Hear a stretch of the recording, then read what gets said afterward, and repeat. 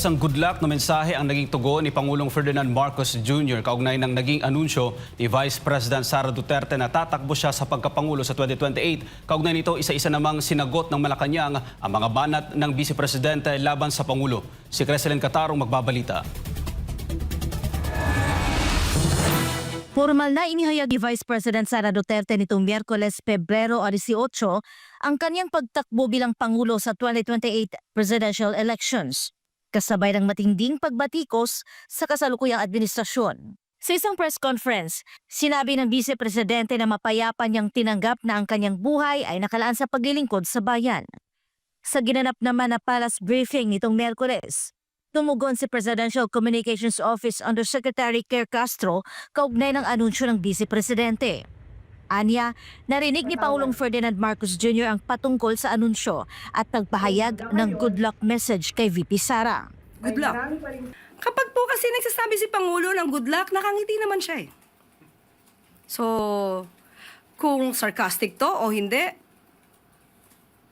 ko masasabi. May tugon din si Castro sa paghingi ng paumanhin ni VP Sara sa pagtulong mahalal si Marcos Jr. Tandaan po natin, ang taong bayan ang naghalal kay Pangulong Marcos Jr.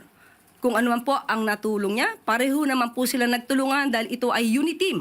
Kaya wag niya pong solohin ang credit kung nanalo man ang Pangulo. Tungkol naman sa sinabi ni VP Duterte na hindi niya kinayang maging bahagi ng 2025 national budget na anya'y tad-tad ng katiwalian at ang posibilidad ng impeachment laban sa kanya, sinabi ni Castro, Siguro po dapat mauna muna na ihingi niya ng tawad kung ano man ang mga issue ng korupsyon at katiwalian at di umanong paglulustay ng confidential funds ng kanyang dalawang opisina at the time, OVP at ng DepEd.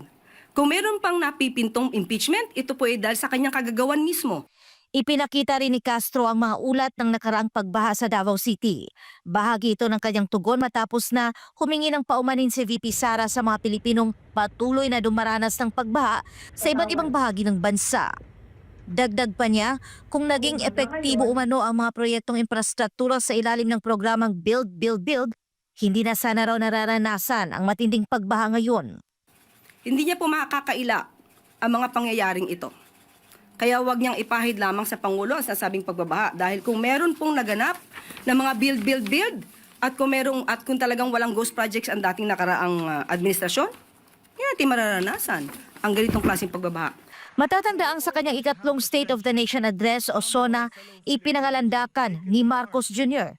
ang mahigit 5,000 flood control projects na naisakatuparan umano ng kanyang administrasyon sa iba't ibang panig ng bansa. Gayunman, kalaunan ay naharap sa pagsubok ang mga proyektong ito nang makaranas ng malawakang pagbaha sa ilang rehiyon bunsod ng magkakasunod na pag-ulan at bagyo na naglantad umano ng mga kakulangan at isyu sa implementasyon ng ilang proyekto.